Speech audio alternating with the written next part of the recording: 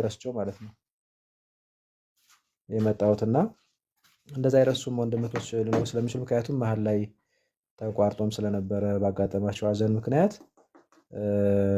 እንደዛ የሚረሱ ይኖራሉ እና እንደዛ ስለሆነ በተቻለ መጠን ሪፖስት ስታረጉ አንዴ ብቻ አድርጉት፣ ብዙ ጊዜ አታርጉት እንዳይነሳባችሁ እና ሴንድ አድርጉት። እንደዚሁም ደግሞ ምናልባት ሌላ ቤት ላይ ያሉ ልጆች ካሉ የተወሰነ አንዳንድ ኮሜንት ጣል አድርጋችሁ እንደመጣችሁ ተስፋ አድርጋለሁ። ብዙ መታገል አያስፈልግም።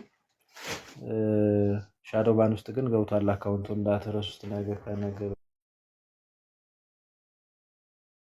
እግዚአብሔር አምላክ ያክብርልን። ሁላችሁ በክርስቶስ ፍቅር ሰላም ብያችኋለሁ። የጀመርነው የዮሐንስ ራዕይ መጽሐፍ ቅዱስ ጥናት ምንቀጥል ይሆናል። በሰኞ ዕለት ዛሬ ረቡዕ ነው። እንግዲህ ሰኞ ዕለት ምዕራፍ 12ን ከቁጥር 5 ጀምሮ ያለውን እግዚአብሔር እስከፈቀደልን ድረስ አይተናል። ዛሬም ያው ምዕራፍ 12ን ነው የምንቀጥለው። ምዕራፍ 12 እንግዲህ አርብ ነው የምንጨርሰው። 12ን የዮሐንስ ራዕይ ምዕራፍ 12ን የምንጨርስ ይሆናል። ቁጥር 6 ላይ ነው 160 ቀን ተዘጋጅቶላት ወደ ነበረው ስፍራ ወደ በረሃ ሸሸች የሚለውን ዛሬ እሱን ከዛ ነው የምንጀምረው። እግዚአብሔር እስከፈቀደልን ድረስ እንማራለን። ከጅማሬ እስከ ፍጻሜ አብራችሁን እስካሁን ድረስ አብራችሁን ያላችሁ ሁላችሁም እግዚአብሔር አምላክ ይባርካችሁ። ከዚህም በኋላ አብራችሁን እንድትቆዩ እንግዲህ በርቱ ማለትን እወዳለሁ። እንግዲህ ትምህርት ሲሆን ቀላል አይደለም። እናንተም እየታዘባችሁ እየተመለከታችሁ ነው። ስንጀምር አብረውን ቁጭ ብለው ይማሩ የነበሩ ዛሬ ላይ አብረውን የሉም። በነገራችን ላይ የእግዚአብሔር መንግስትም እንዲህ ናት። እንግዲህ ሰዎች መጀመሪያ ሲጀምሩ የእግዚአብሔር መንግስት ለመውረስ ብዙ ሆነው ይነሳሉ። በኋላ ግን በአንድም በሌላም በድክመት በረሃ ላይ የሚቀሩ ብዙዎች አሉ። መጀመር ሳይሆን ግን ዋናው ምንድነው? መጨረስ ነው። ሁላችንም በህብረት ሆነን የእግዚአብሔር ቃል ተምረን እስከ መጨረሻው ፍጻሜ መገኘት ያ ታላቅነት ነው። ያ ማትረፍ ነው። ኦኬ፣ በእግዚአብሔር ዘንድ የሚወደደው ያ ነውና እንዲያው እንደ እስራኤል ደስጋ መንገዳቸውን ወደ ተስፋይቱ ምድር መንገዳቸውን ጀምረው ማርና ወተት ወደምታፈልቀው ያቺ የተስፋይቱ ምድር መንገዳቸውን ጀምረው በኋላ ላይ በአንድም በሌላም በኃጢያትም ነቆሬም በምድረ በዳ እንደቀሩት መሆን የለብንም። ክርስትና መጀመር አይደለም መጨረስ፣ ያንን ገንዘብ ማድረግ መቻል አለብን። መጀመር ብቻ አይደለም ይቅርታ መጨረስም ይኖርብናል። ኦኬ፣ የእግዚአብሔር መንግስት ወራሾች ሆነን በበጎ ፊት አዲሱን ቅኔ መቀኘት ይኖርብናልና ብዙዎች ከመካከላችን የሉ። እንግዲህ እኛ ግን ወደፊት እንቀጥላለን። ምዕራፍ 12ን ዓርብ ዕለት የምንጨርስ ይሆናል ማለት ነው።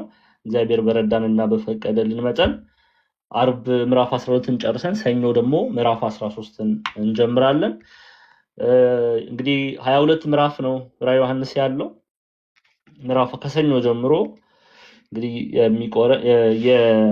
የሚቀረን 13ን ጨምሮ ያው ከዚህ በኋላ 10 ምዕራፎች ቢቀረንና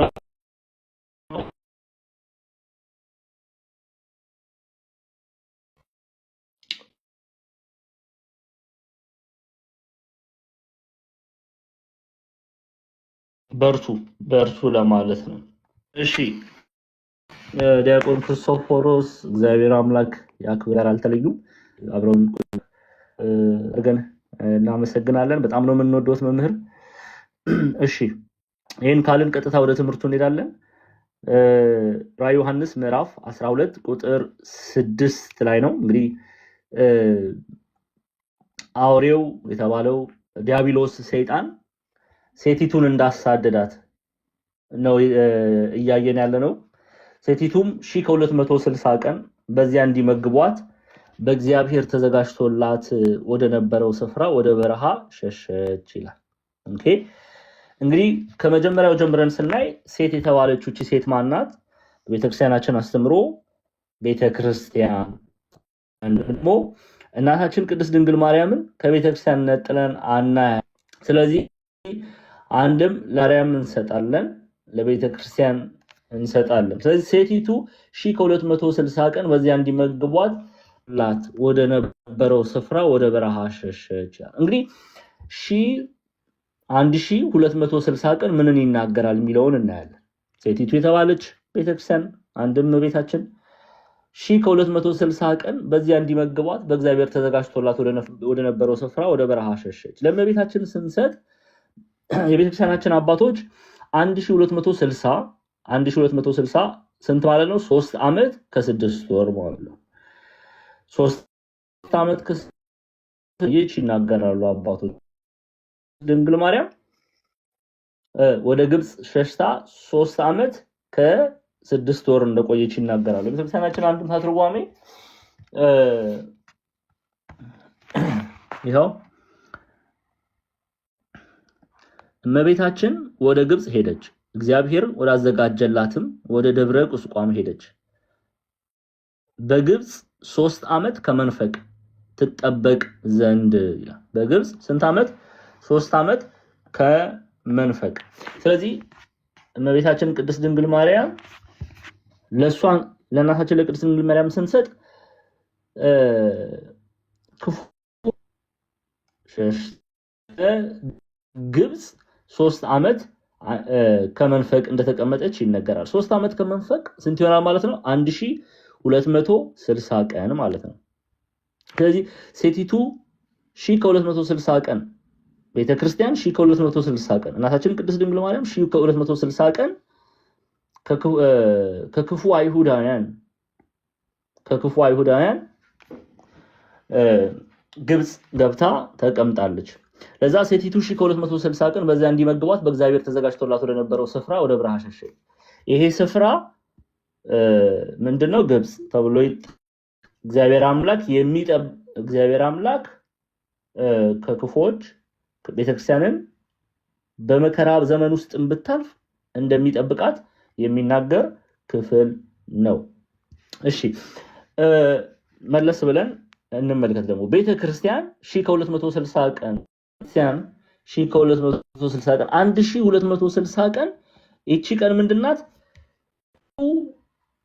ዲያብሎስ በቤተክርስቲያን የሚጋበት ቀናቶች ናቸው። ኦኬ ሲምቦሊክ ኤክስፕሬሽን ይባላል። ኦኬ ለምንድን ነው 1260 ቀን ወይም 3 ዓመት ከግማሽ የሆነው? መከራው ፍጹም እንዳልሆነ ለመግለጽ ነው። 7 ቁጥር በመጽሐፍ ቅዱስ ምንድነው ብለናል? 7 ቁጥር በመጽሐፍ ምንድነው የሚያሳየው? ፍጹምን የሆነ ነገር ነው የሚያሳየው። ኦኬ የሰባት ግማሽ ደግሞ ስንት ነው? 5 ቀደም አይደለ? ስለዚህ ፈተናው ፍጹም እንዳልሆነ፣ ስደቱ ፍጹም እንዳልሆነ፣ መከራው ፍጹም እንዳልሆነ ለጥቂት ጊዜ ቤተክርስቲያን በዚህ ምድር ላይ የምትሰደድበት ዘመን መሆኑን ለመግለጽ ነው 1260 በ60 ቀን የተመሰለው። ለምሳሌ 1-2 ነጥቦች እናንሳና እንዲህ ለምሳሌ መጽሐፈ ምሳሌ ምዕራፍ 24 ቁጥር 16 ላይ ምን የሚል ቃል እናገኛለን? መጽሐፈ ምሳሌ ምዕራፍ 24 ቁጥር 16 ጻድቅ ስንት ጊዜ ይወድቃል ይላል? ጻድቅ 7 ጊዜ ይወድቃል ይነሳማል፣ ኃጥአን ግን በክፉ ላይ ይወድቃል ይላል። ኦኬ ጻድቅ 7 ጊዜ ቢወድቅም 7 ጊዜ ይነሳል፣ ፍጹም ይነሳል። በእግዚአብሔር ኃይል ቢወድቅም መነሳቱን ይናገራል። 7 ፍጹምነቱን ነው። እቺ 7 ምሳሌ በመጽሐፍ ቅዱስ ላይ በባለፈው ሙሉ ስለተማርን ሙሉ ክፍል ወስደን ብዙ እዛ ላይ መቆየት የለብንምና ፍጹም መነሳትን ያሳያል። ኦኬ ፍጹምነትን ያሳያል። በዚሁ መሰረት የ7 ግማሽ ደግሞ ለመጠቆም ይነገራል። በራእይ መጽሐፍ ላይ 1260 ቀን ስትመለከቱ ፍጹም ያልሆነ ኦኬ ጊዜ ግማሽ ጊዜ መከራ እንደሚጸና በቤተ ክርስቲያን ላይ ነው። ግን ለምን ፍጹም አይሆንም? እግዚአብሔር አምላክ ቤተ ክርስቲያንን ይረዳታል። ጌታችን መድኃኒታችን ኢየሱስ ክርስቶስ ይመጣል። በጨረሻ ድል የምታደርገው ማናት? ፍጹም የሆነ ሰላም፣ ፍጹም የሆነ እረፍት፣ ፍጹም የሆነ ክብርን ቤተ ክርስቲያን ከመከራው በኋላ ያንን ትቀበላለች ከጌታችን ከመድኃኒታችን ከኢየሱስ ክርስቶስ። ለምሳሌ ምዕራፍ 11 ላይ ሐሳዊው መሲህ ለስንት ጊዜ ነው የሚገዛው? ተመልከቱ። በትር የሚመስል መለኪያ ለእኔ ተሰጠኝ፣ እንዲህም ተባለልኝ፣ ተነስተ የእግዚአብሔርን መቅደስና መሰዊያውን በዚያም የሚሰግዱትን ለካ። በመቅደሱ ውጪ ያለውን እድሞ ለአሕዛብ ተሰጥተዋል፣ ተወው አትለካው። እነርሱም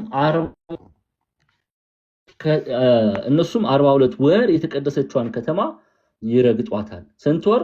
42 ወር። 42 ወር ስንት ነው? 3 ዓመት ከግማሽ። ሐሳዊው መሲህ 3 ዓመት ከግማሽ እንደሚገዛ ነው የሚናገረው። ለምን 7 ዓመት አልሆነም? ፍጹም የሆነ ንግስና እንደሌለው ነው። ለተወሰነ ጊዜ እንደሚገዛ የሚያሳይ ነው። በዚሁ መሰረት ራዕይ ምዕራፍ 12 ላይ ቁጥር 6 ላይ ሴቲቱም አንድም እመቤታችን አንድም ቤተክርስቲያን 1260 ቀን 42 ወር ማለት ነው 1260 ቀን በዚያ እንዲመግቧት በእግዚአብሔር ተዘጋጅቶላት ወደ ነበረው ስፍራ በፈተና ውስጥ በመከራ ውስጥ እግዚአብሔር አምላክ እንደሚጠብቃት ከፈተና እንደሚያሳርፋት የሚነገር ክፍል ነው። ግብፃውያን መተርጉማን ይሄ 1260 ቀን የሚለውን ወይም 42 ወራት የሚለውን ተመልከቱ። the period of 1060 days 1260 ቀናት which is about 3 years and a half 3 ዓመትና 3 ዓመት ከግማሽ ይላል ቄስ ቴዎድሮስ ማለቲ indicates all the day that they live on earth as strangers. okay እንደ መጻተኛ እንደ እንግዳ ሆነው አማኞች በጌታችን በመድኃኒታችን በኢየሱስ ክርስቶስ የሚያምኑ አማኞች በዚህ ምድር ላይ እንደ እንግዳ ሆነው የሚኖሩባቸው ቀናቶች ናቸው። በዚህ ቀናቶች ግን በ1260 ቀናቶች ውስጥ ወይም በ3 ዓመት ከግማሽ ወይም በ42 ወራት እግዚአብሔር አምላክ ከክፉ ነገር ይጠብቃቸዋል። ምግቧን አዘጋጀላት ይላል። ተመልከቱ። ምግቧን አዘጋጀላት። ሴቲቱም 1260 ቀን በዚያ እንዲመግቧት በእግዚአብሔር ተዘጋጅቶላት ወደ ነበረው ስፍራ ወደ በረሃ አያችሁ። ምንድነው የእግዚአብሔር ጠብቆት አልተለያት ለመግለጽ ነው። እሺ 1260 በነገራችን ላይ በመጽሐፍ ቅዱስ ላይ በብዙ እናየዋለን። 42 ወራት እመቤታችን ስንት ጊዜ ሸሽታ በግብጽ የቆየችበት ስንት ጊዜ ነው? 3 ዓመት ከግማሽ። ዲዮቅልጥያኖስ ክርስቲያኖችን የጨፈጨፈበት ይላሉ አባቶቻችን 3 ዓመት ከ6 ወር። በእነዚህ ቀናቶች ውስጥ ሮማውያን ኢየሩሳሌምን በከበቧት እና ባጠፏት በ3 ዓመት ከ6 ወር። እነዚህ ሁሉ የሚያሳዩት ምንድን ናቸው? እነዚህ ሁሉ የሚያሳዩት ቤተክርስቲያን በተሰደደችበት በዚች ምድር ላይ ቤተክርስቲያን በተሰደደችበት ጊዜያት ማን ነው የሚጠብቀው? እግዚአብሔር አምላክ የሚጠብቃት። 3 ዓመት ከግማሽ ሆነ መከራው ፍጹም እንደማይሆን ለተወሰነ ጊዜ ብቻ እንደሆነ ለመግለጽ ነው። ለምሳሌ የ7 ግማሽ መሆኑ መከራቱ ሁል ጊዜ የሚሆን አይደለም። ለተወሰነ ጊዜ ነው፣ ለትንሽ ጊዜ ነው። ኦኬ። ለዚህ ነው ቅዱስ ጴጥሮስ ሰይጣን ትንሽ ጊዜ እንደቀረው አውቆ እንደሚያገሳ አንበሳ በመካከላችሁ ምን ይላል? ይዞራል። እስቲ እንመልከተው። አንደኛ ጴጥሮስ ምዕራፍ 5 ለምትጽፉ ሰዎች ማስረጃ ለምትይዙ ሰዎች እሺ ምን በመጠን ኑሩም ንቁም ባላጋራችሁ ተቀናቀኛችሁ ማለት ባላጋራችሁ ዲያብሎስ የሚውጠውን ፈልጎ እንደሚያገሳ አንበሳ ይዞራልና እንደሚያገሳ ስለሚውጠው በመከራ ውስጥ መከራ የሚጭንበትን ፈልጎ በመካከላችሁ ይዞራል ካለ በኋላ ተመልከቱ ቁጥር 10 ላይ በክርስቶስ ኢየሱስ ወደ ዘላለም ክብሩ የጠራችሁ የጸጋ ሁሉ አምላክ ለጥቂት አያችሁ ለጥቂት ጊዜ መከራን ከተቀበላችሁ በኋላ ራሱ ፍጹማን ያደርጋችሁማል።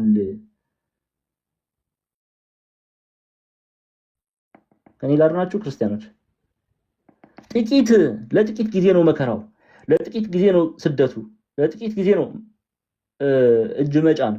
ፍጹም አይደለም፣ ዘላለማዊ አይደለም። ለዛ ነው 3.5 ዓመት ወይም ደግሞ 1260 ቀናት ወይም ደግሞ በመጠን ኑሩን ባላጋራችሁ ዲያብሎስ የሚውጠውን ፈልጎ እንደሚያገሳ አንበሳ ይዞራልና። ግን ለስንት ጊዜ? ቅድም እንዳልኩት ለጥቂት ጊዜ። እኛ አይደለም ያልኩት፣ ይኸው ቅዱስ ጴጥሮስ ጸንተን እግዚአብሔርን መጠበቅ ይኖርብናል። ጸንተን እግዚአብሔርን መጠበቅ ይኖርብናል። እሺ እዚሁ ክፍል ላይ አንዴ እንቆይ። በደንብ እንድትረዱ የምፈልገው አንድ ነገር አለ። እሺ ስለዚህ ሴቲቱ የተባለች ቤተክርስቲያን እመቤታችን 1260 ቀን መባሉ መከራው ጥቂት መሆኑን ለመግለጽ ነው። ፍጹም እንዳልሆነ ለተወሰነ ጊዜ ሰይጣን መከራ ቤተክርስቲያን ላይ እንደሚያወርድ የሚነገር ቃለው። በዚያ እንዲመግቧት በእግዚአብሔር ተዘጋጅቶላት ወደ ነበረው ስፍራ ወደ በረሃ ሸሸች መባሉ እግዚአብሔር አምላክ ጠብቆቱን መግቦቱን ከቤተክርስቲያን እንደማይለይ በእርሱ የታመኑ በእርሱ በማመናቸው ምክንያት የሚሰድ ጠብቆት ሁልጊዜ አብሯቸው እንደሆነ የምንመለከትበት ክፍል ነው። ደግሞ አይተናል። እግዚአብሔር በመከራ ውስጥ ሆኖ ክርስቲያንን ሲጠብቅ ሲያድን ተመልክተናል። ሐዋርያው ቅዱስ ጳውሎስ በአይሁዳውያን በድንጋይ ቢደበደብ እነ በርናባስ ሐዋርያቱ ቢሰደዱ በመከራ ውስጥ ቢያልፉ መጨረሻ አሸናፊዎች የሆኑት እነማን ናቸው? እነሱ ናቸው። መጨረሻ ላይ ድል የሚያደርጉ በእግዚአብሔር ድል ኢየሱስ ክርስቶስ በእነሱ እርሱን ስለያዙ በእርሱ አሸናፊዎች ይሆናሉ ማለት ነው። 260 ቀን መባሉ ምንን ያሳያል? አሁን ደግሞ ቀኑ ሌላ የምትይዙልኝ ከዚሁ ጋር ተያይዞ ቀኑ መታወቁ ምንን ነው የሚያሳየው የሚለውን ማወቅ ይኖርብናል። አሁን ለምሳሌ 1260 ቀን ተብሎ ተገልጧል። ይሄው 1260 ቀን ቀኑ መታወቁ ምንን ይናገራል? ኦኬ የቀኑ መታወቁ ምንን ይናገራል? ይሄንን ደግሞ የቤተክርስቲያን አባቶች ለምሳሌ 1260 ቀን ተብላ መቀመጧ መከራው ሐላፊ መሆኑን ኦኬ የሚያልፍ መሆኑን ቀጣይነት፣ ፍጹምነት፣ ዘላለማዊነት እንደማይኖረው የሚገልጽ ነው። በቁጥር መታወቁ ለምሳሌ ይሉና እናታችን ቅድስት ድንግል ማርያም ከ1260 ወይም ከ3 ዓመት ከግማሽ ከ42 ወራት በኋላ ወዴት ተመልሳለች? ከዛ በናዝሬት ጌታችን መድኃኒታችን ኢየሱስ ክርስቶስ አድጓል። ከመከራው በኋላ ብለን መናገር እንደምንችል ለማወቅ ያግዘናል። ከዚህ ነገር በኋላ ለምሳሌ አሁን ሰዎች በተለምዶ 3 ቀን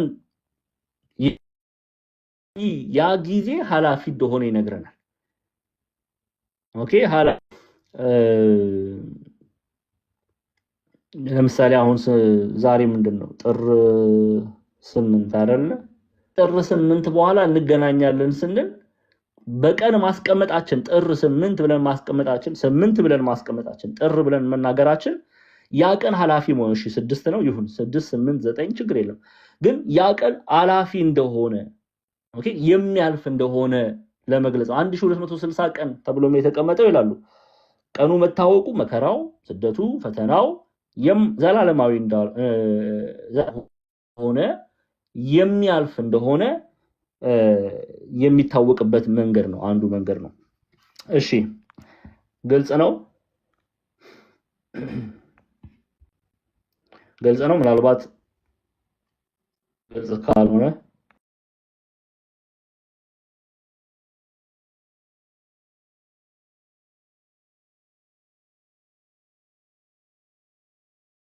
እሺ መምሪ ወርዷል ክርስቶፎሮስ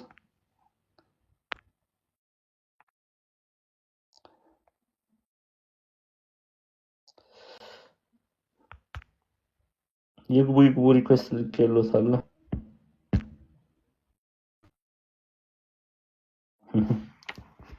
እሺ የዛሬ አይ ቲንክ አመት ሆነ የዛሬ 2 አመት የተማራችሁ መቼም ይሄን ስለምታውቁ ያው በርቱ እንቀጥልሽ። የምናየው ቁጥር 7 ነው። በሰማይ ሰልፍ ሆነ፣ ሚካኤልና መላእክቱም ዘንዶውን ተዋጉ። ዘንዶውም ከመላእክቱ ጋር ተዋጋ፣ አልቻላቸውም ይላል። እሺ ዲያቆንዬ ተመልሷል። ይቀጥል።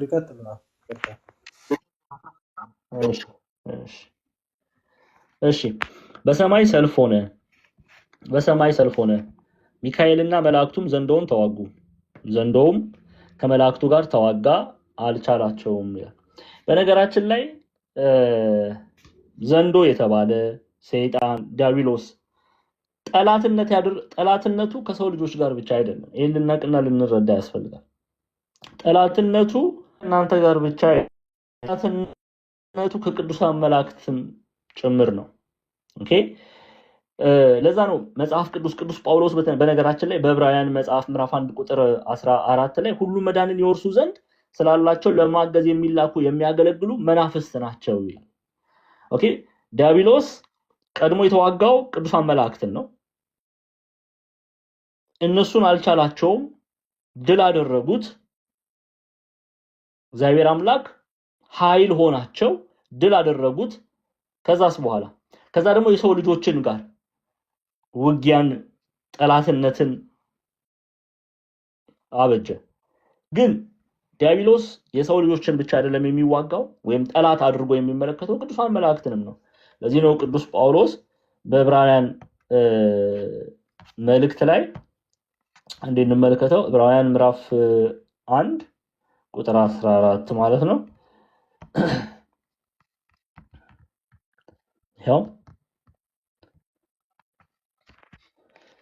ሁሉ መዳንን ይወርሱ ዘንድ ስላላቸው ለማገዝ የሚላኩ የሚያገለግሉ መናፍስት አይደሉምን ይላል። የሰው ልጅ መዳን ይወርስ ዘንድ የሰው ልጅ በእግዚአብሔር ኃይል እነሱ ዲያብሎስን ድል ስላደረጉት ይላሉ ሊቃውንቱ። እነሱ ዲያብሎስን ድል ስላደረጉት የሰው ልጅም ዲያብሎስን ድል ያደርገው ዘንድ አንድም መዳንን ይወርስ ዘንድ ይላካሉ፣ ከእግዚአብሔር ዘንድ ይላካሉ። ምን ለማለት? እኔና እናንተን ለማገዝ። ለምንድነው የሚያግዙን? እኛ መዳንን እንወርስ ዘንድ ሁሉ መዳንን ይወርሱ ዘንድ ስላላቸው ለማገዝ የሚላኩ የሚያገለግሉ መናፍስት አይደሉምን የተባለው ለዚህ ነው። ቅዱሳን መላእክትን ነው ይሄ ክፍል ቅዱስ ጳውሎስ እየተናገረ ያለው። ቅዱስ ይሁዳ በይሁዳ መልእክት ላይም በተለይ ይሁዳ ቁጥር 9 ላይ ያው ለንባብ ያመች ዘንድ በምዕራፍ 1 ያስቀምጡታል አባቶቻችን። የይሁዳ መልእክት ምዕራፍ 1 ቁጥር 9ን ትከፍቱልኛላችሁ። ምዕራፍ 1 ቁጥር 9 ላይ እንዲህ ይላል። ይሄንኑ ታሪክ ይነግረናል። የመላእክት አለቃ ሚካኤል ግን ከዲያብሎስ ጋር በተከራከረ ጊዜ ከማን ጋር? ከዲያብሎስ ጋር በተከራከረ ጊዜ ስለ ሙሴ ሲነጋገር ጌታ ይገስጽ አለው እንጂ የስድብን ፍርድ ሊናገር አልደፈረም። አሁን ቁጥር 9 ይሁዳ ምዕራፍ 1:9 ላይ ራዕይ ዮሐንስ ምዕራፍ 12 ላይ መላእክት የሰው ልጅን ሲራዱ ነው የምንመለከተው። ኦኬ የሰው ልጅን ሲጠብቁ ነው የምንመለከተው። ምክንያቱም በተለይ ዕብራውያን ምዕራፍ 1 ቁጥር 9 ላይ የመላእክት አለቃ ሚካኤል ግን ከዲያብሎስ ጋር በተከራከረ ጊዜ ስለ ሙሴ ስጋ ሲነጋገር ጌታ ይገስጽ አለው እንጂ የስድብን ፍርድ ሊናገር አልደፈረም። እነዚህ ግን የማያውቁትን ሁሉ ይሳደባሉ፣ አእምሮ እንደሌላቸው እንስሶች በፍጥረታቸው በሚያውቁት ሁሉ በእርሱ ዲያብሎስ ምንድነው ቅዱስ ሚካኤል ከዲያብሎስ ጋር የተከራከረው በሙሴ ስጋ? ዲያብሎስ የሙሴን ስጋ ፈልጎት ነበረ። ለምን? እስራኤላውያን እስራኤል ዘስጋ ነው የተናገሩት ያለው እስራኤላውያን እስራኤላውያንን አምልኮ ይፈጽሙ ዘንድ አምልኮተ ሰው ለሙሴ የተለየ ቦታ አላቸው፣ ትልቅ ፍቅር አላቸው። በኋላ ላይ የሙሴን ስጋ ሰጥቶ አምልኮት ይፈጽሙ ዘንድ ያስታቸው ዘንድ ስላሰበው ክፉ በደል ክፉ ጥፋት አስቀድሞ የቅዱስ ሚካኤል የሰው ልጆችን ሲጠብቅ እንመለከታለን እና ቅዱስ ሚካኤል ቅዱሳን መላእክት የሰው ልጆች መዳንን ይወርሱ ዘንድ ይራዳሉ። ለምን? ዳቢሎታልና ድል አድርገውታልና። ኦኬ ከቀድሞ ክብሩ ተዋርዶ ወድቋልና የሰው ልጆችም ከፍ ወዳለው ክብር እግዚአብሔርን ወደ መምሰል መዳንን ወደ መውረስ ያድጉ ዘንድ ቅዱሳን መላእክት ዘውትር ይጠብቁናል። ይሄ ምን ያሳያል ይላሉ አባቶቻችን? የቅዱሳን መላእክት ፍቅርን ያሳያል። ያላቸውን መጓጓት፣ ያላቸውን ፍቅር፣ ያላቸውን መሻት ያመለክታል። ኦኬ ያመለክታል። ይሄንን ነው የምናይበት።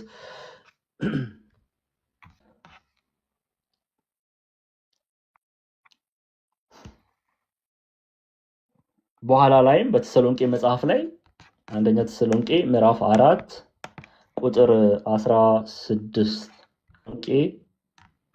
ምዕራፍ 4 ቁጥር 6 ላይ ቁጥር 16 ጌታ ራሱ በትእዛዝ በመላእክትም አለቃ ድምጽ በቅዱስ ሚካኤል በመላእክትም አለቃ ድምጽ በእግዚአብሔር መለከት ከሰማይ ይወርዳልና በክርስቶስ የሞቱት አስቀድመው ይነሳሉ። ይሄንን መዳን እንድንወርስ የመላእክት እርዳታ ሁልጊዜ እንደማይለየን እንመለከታለን። ስለዚህ ዲያብሎስ በሰማይ ከነበረው ክብር አምላክነትን በመናፈቁ ምክንያት መውረዱን በዚህ ክፍል ላይ ነው የምናየው። ዮሐንስ ራዕይ ምዕራፍ 12 ላይ ነው የምናየው። እሱ እንደሆነ እንድናቅ ነው። ዓለምን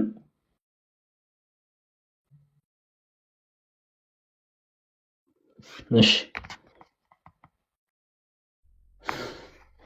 ግን እዛው ቁጥር 12 ላይ ምን ይላል?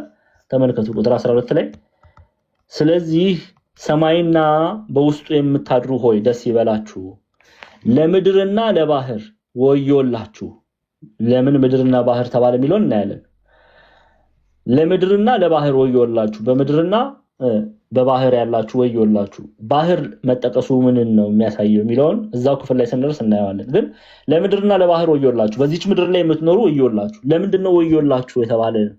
ወዮ የተነገረልን ለምንድን ነው? ዲያብሎስ ጥቂት ዘመን እንዳለው አውቆ በታላቅ ቁጣ ወደ እናንተ ወርዷልና በምድር ለሚኖሩ ሰዎች ወዮላችሁ። ዲያብሎስ ጥቂት ጊዜ እንደቀረው አውቆ በቁጣ ወደ እናንተ ምን ብሏልና ወርዷልና። ምን ሊያደርግ ነው የወረደው? ሊሾም ነው እንደወረደው? አይደለም። ሊያሳስት፣ ከእግዚአብሔር መንግስት ሊያርቅ፣ እጅ ሊጭን ጥቂት ጊዜ እንደቀረው አውቆ ወርዷልና። ስለዚህ ቁጥር 9 ዓለሙን ሁሉ የሚያስተው የተባለ እንዲህ ነው የሚተረጎመው። ሴት ወንድ አይልም። የሰው ዘርን በጠቅላላ የሚያስተው ዲያብሎስ ሰይጣን እርሱ እንደሆነ እንድናቅ ነው። ዓለሙን ሁሉ የሚያስተው የተባለው ያን አንድ ያዙልኝ። እሺ ይሄው ዓለሙን ሁሉ የሚያስተው ዲያብሎስና ሰይጣን የሚባለው ታላቁ ዘንዶ አሁን ታላቅ ለምን ተባለ? አይ ቲንክ ይሄን በባለፈው ትላንት ሰኞ ዕለት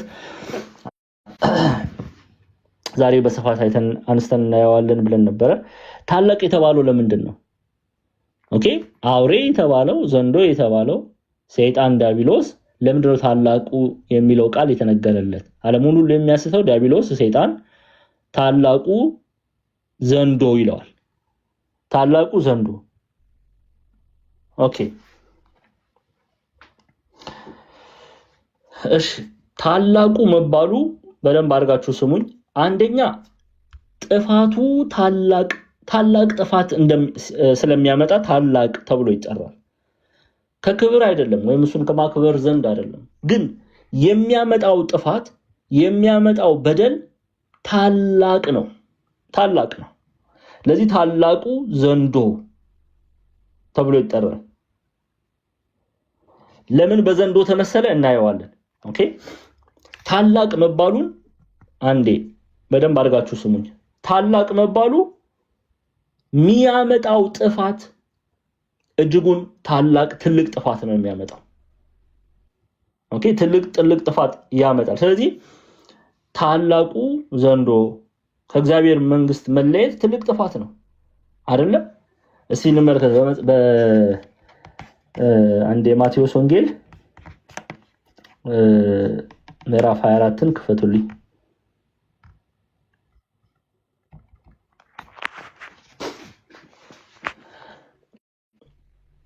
እሺ ቁጥር 24 ሐሰተኞች ክርስቶሶችና ሐሰተኞች ነቢያት ይነሳሉና ምን ሊያደርጉ ሰውን ሊያስቱ።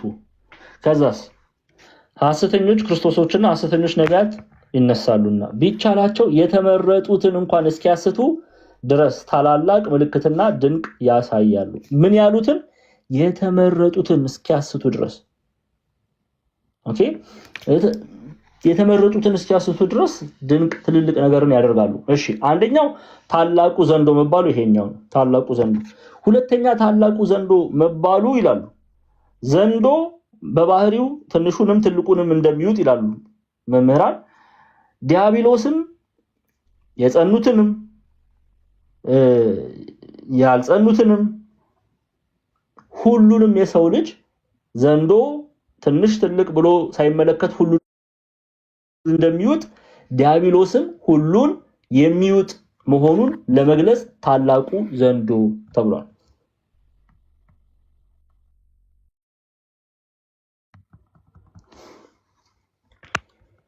ትልቅ ነው፣ ግዙፍ ነው። በደሉ ኃጢያቱ በደሉ የሚያመጣው ክፋት ትልቅ ነው። በዛ ታላቁ ተብሏል። ታላቁ ዘንዶ ደግሞ ዘንዶ ግዙፍ የሆነው ዘንዶ ትንሽ ትልቅ ብሎ እንደማይለይ ሁሉን እንደሚውጥ ዲያብሎስም ትንሽ ትልቅ ብሎ ሳይመለከት ሁሉንም የሚውጥ የጸኑት ያልጸኑት ኦሬዲ ወድቀዋል። ያልጸኑትንም የጸኑትንም ሴቱንም ወንድንም የዓለምን ሕዝብ ከእግዚአብሔር ክብር ለማራቅ ዘውትር እንደሚጥር ነው የምንመለከተው ማለት ነው። ላሳያችሁ ግልጽ አያመተርጉማል። the great dragon as he is huge, severe and fearful. great dragon ማለት አንደኛ ትልቅ ነው፣ ግዙፍ ነው።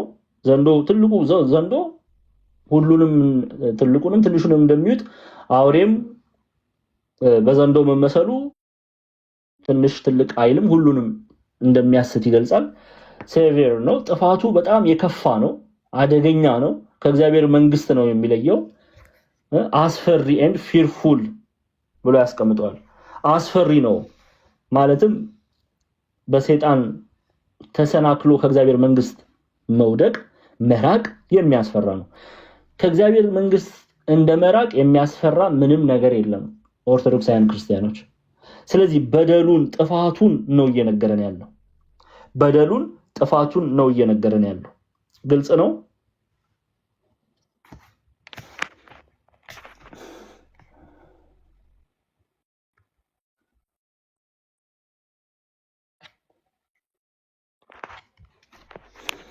እሺ እንቀጥል።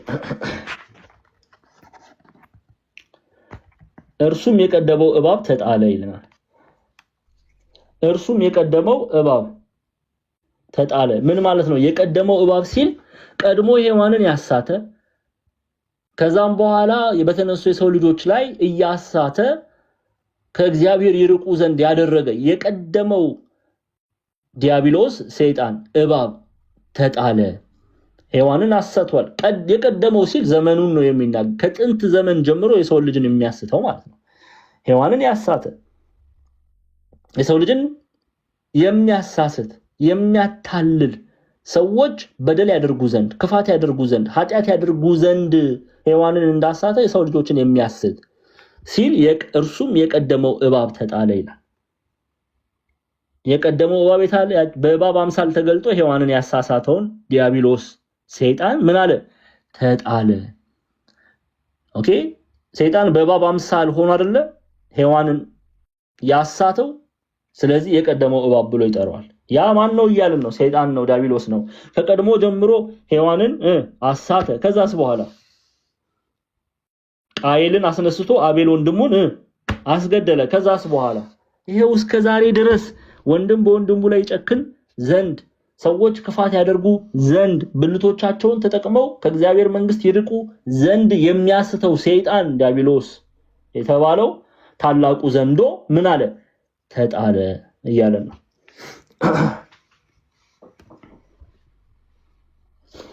እሺ ልቀጥል። በደንብ እየተረዳችሁ ነው? በደንብ እየገባችሁ ነው?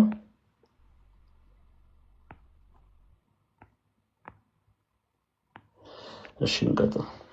ዝምታችሁ በደንብ እየተረዳችሁ ነው ብዬ ነው የምወስደው። ዝም ስትሉኝ በኋላ ፈተና ላይ መከራ እንዳይነሳ። እሺ ዘንዶን እዚህ ዘንዶ ምን እንደሚመስል ላሳያችሁ። ቆይ ዘንዶ ትልቅነቱን እንድታዩት ብዬ ነው በዚህ አጋጣሚ።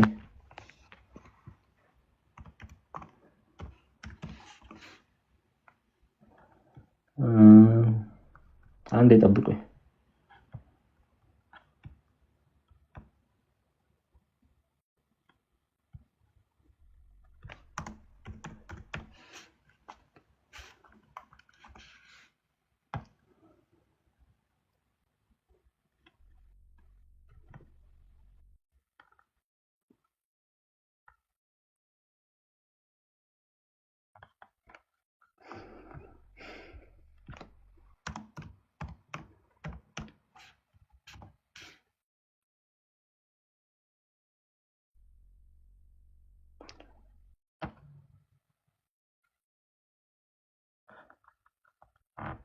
ሪል ታይም ሪል ፎቶ እየፈለኩ ነው። ቆይ አንዴ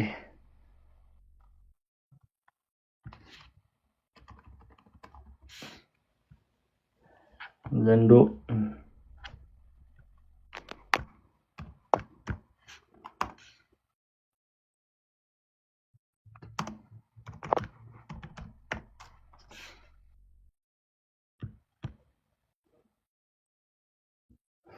አይ ዶንት ኖ ላሳያችሁ አላሳያችሁ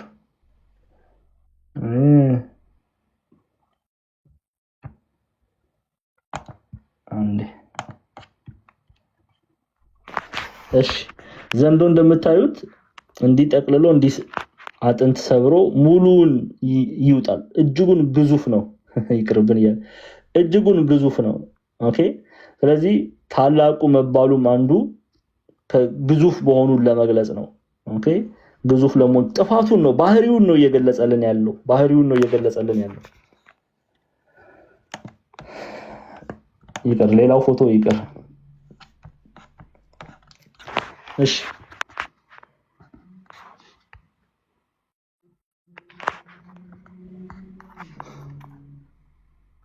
የታለቀ እሱም የቀደመው እባብ ተጣለ። እሺ ወደ ምድር ተጣለ፣ መላእክቱም ከእርሱ ጋር ተጣሉ።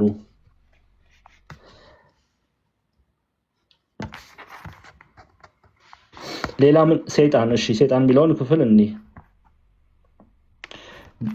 ሰይጣን ዲያብሎስና ሰይጣን የሚባለው ዲያብሎስና ሰይጣን ዲያብሎስና ሰይጣን የተባለ ሰይጣንና ዲያብሎስ የተባለ ምን ማለት ነው? ዲያብሎስ የሚለውን ቃል በግሪኩ ምን ብለው ቅድም ማርሸስም የጻፈችላችሁ ነው። ዲያብሎስ በግሪክ ቋንቋ አሰናካይ ማለት ነው። የሚያሰናክል፣ የሰው ልጅ የሚያሰናክል፣ በበደል በኃጢአት ሰው ልጅ እንዲወድቅ የሚያደርግ የሚያሰናክል ኦኬ ተብሎ ይተረጎማል ዲያብሎስ የሚለው ቃል። ሰይጣን የተባለው ደግሞ ሰይጣን ከሳሽ ነው። የወንድሞች ከሳሽ ይሉታል። መስተጻጽር፣ የወንድሞች ከሳሽ። ለምሳሌ ኢዮብ 1 ላይ ኢዮብ ምዕራፍ ኢዮብን እንመልከት። ምዕራፍ 3 አክቹሊ ኢዮብ 3ን እንዴ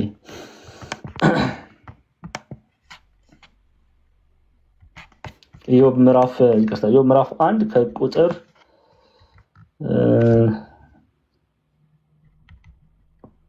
76 ጀምሮ እንመልከት። ተመልከቱ። ከዕለታት አንድ ቀን እንዲህ ሆነ፣ የአምላክ ልጆች በእግዚአብሔር ፊት ለመቆም መጡ። ሰይጣንም አያችሁ፣ ማን? ከሳሽ የተባለው ሰይጣን ደግሞ በመካከላቸው ወጣ። እግዚአብሔርም ሰይጣንን ከወዴት መጣህ አለው። ሰይጣንም በምድር ሁሉ ዞርኋት፣ በእርሷም ተመላለስ ብሎ ለእግዚአብሔር መለሰ። እግዚአብሔር ሰይጣንን በውኑ ባሪያዬን ኢዮብን ተመለከትከውን? በምድር ላይ እንደርሱ ፍጹምና ቅን እግዚአብሔርን የሚፈራ ከክፋትም የራቀ ሰው የለም አለው። ሰይጣንም ለእግዚአብሔር እንዲህ ብሎ መለሰለት፣ በውኑ ኢዮብ እግዚአብሔርን የሚፈራ በከንቱ ነውን? እያለ ወንድሞችን የሚከስ ወንድሞችን ለክስ የሚያቀርብ ስለሆነ ሰይጣን ማለት ከሳሽ ብለው ይተረጉሙታል አባቶቻችን። ከሳሽ ብለው ይተረጉሙታል። በስሙ ነው በራዕይ መጽሐፍ ላይ እየጠቀሰው እየጠራው ያለው። እሺ እንመለስ። እዛ ክፍል ላይ ያላየነው ምን አለ? ስለዚህ ዓለሙን ሁሉ የሚያስተው ሰውን ሁሉ የሚያስት እርሱ መሆኑን ለመግለጽ ነው። ዲያብሎስ የተባለ አሰናካይ መሆኑን እሱ ለመግለጽ ነው። ሰይጣን የተባለ ከሳሽ ወንድሞችን የሚከስ የተባለው እሱ መሆኑን ለመግለጽ ነው። ከሳሽ የሚባለው ታላቁ ዘንዶ፣ ታላቅ መባሉ ጥፋቱ ታላቅ እንደሆነ ግዙፍ እንደሆነ ዘንዶ ታላቅ እንደሆነ ሰይጣንም እሱ ትንሽ ትልቅ ሳይል ሁሉን የሚያሰናክል የሚከስ መሆኑን ለመግለጽ ነው። እርሱም የቀደመው እባብ ተጣለ ተባለ። የቀደመው መባሉ ሔዋንን ጀምሮ የሰውን ልጅ ያስት የነበረ ሔዋንን በእባብ አምሳል ተገልጾ ያሳተ ክፉ ዲያብሎስ ተጣለ፣ ወደ ምድር ተጣለ፣ መላእክቱም ከእርሱ ጋር ተጣሉ። ወደ ምድር ተጣለ፣ መላእክቱም ከእርሱ ጋር ተጣሉ። እሺ እስካሁን እስከ ቁጥር 9 ድረስ ከቁጥር 1 እስከ ቁጥር 9 ድረስ ከቁጥር 9 ድረስ ሰፊ ጊዜ ወስደን ይሄን ክፍል አይተናል። ምናልባት ያልገባችሁ ካለ በደንብ እንዳስረዳችሁ እንድገልጽላችሁ የምትፈልጉት ክፍል ካለ ከቁጥር 1 እስከ 9 ምክንያቱም ከዚህ በኋላ ከቁጥር 10 እስከ 18 ድረስ እስከ መጨረሻው ያለውን አርብ እንጨርሳለን። ሌላ ታላቅ ድምጽ በሰማይ ሰማው ብሎ ሌላ የሰማውን ድምጽ ነው አሁን የምንመለከተው። ግን ከቁጥር 1 እስከ 9 የተዘረዘረው ሁሉ ግልጽ ነው።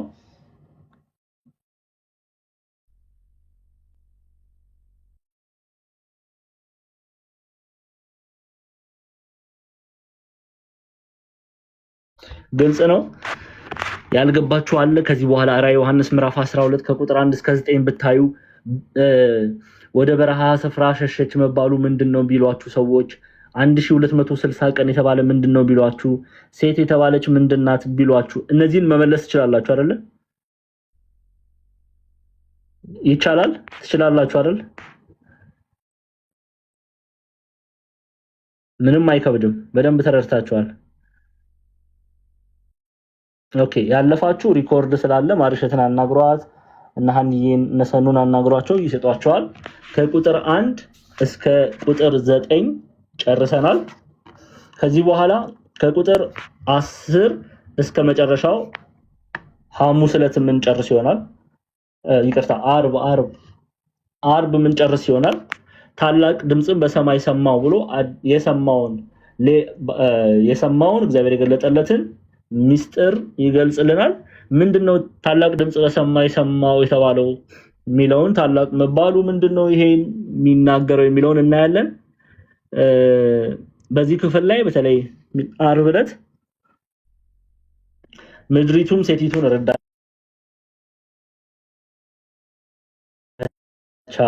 ምድሪቱም አፏን ከፍታ ዘንዶውን ካፉ ያፈሰሰውን ወንዝ ዋጠችው። ሌላ በዚህ ክፍል ላይ ብዙ ጥያቄ የሚነሳ ቁጥር 17 ላይ ዘንዶውም በሴቲቱ ላይ ተቆጥቶ ዘንዶውም በማን ላይ ተቆጥቶ ዘንዶውም በሴቲቱ ላይ ተቆጥቶ የእግዚአብሔርን ትእዛዝ የሚጠብቁ የማን ትእዛዝ? የእግዚአብሔርን ትእዛዝ የሚጠብቁትን የኢየሱስ ምስክር ያላቸውን ከዘሯ አይቀሩትን ሊዋጋ ይላል። ከዘሯ አይቀሩ የተባሉና ማን ናቸው የሚለውን እናያለን። በባህር አሸዋ ላይ ቆመ በባህር አሸዋ ላይ ቆመ መባሉ ምን ማለት ነው የሚለውን እናያለን። ምድሪቱም ሴቲቱን ረዳቻት። ምድሪ ተባለች ምንድናት? ምድሪቱም አፏን ከፍታ ዘንዶ ካፉ ያፈሰሰውን ወንዝ ዋጠችው። ምንድነው ካፉ የፈሰሰው ወንዝ ሚለውን እናያለን።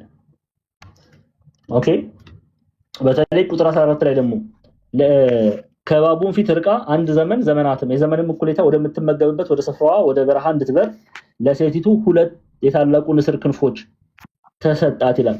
ሁለቱ የታላቁ ንስር ክንፎች የተባሉት ምንድናቸው? የምናይ ይሆናል ማለት ነው። ኦኬ የምናይ ይሆናል ማለት ነው። አርብ እንጨርሳለን። በቃ አርብ ዕለት እንጨርሳለን። ጥያቄ ከሌላችሁ ከቁጥር 1 እስከ 9 ከቁጥር 10 እስከ 18 እስከ ፍጻሜ ያለውን አርብ እንጨርሳለን። ዳቢሎስ ማለት አሰናካይ ማለት ነው። ዳቢሎስ ማለት በግሪክ ቃል በግሪክ ቋንቋ አሰናካይ።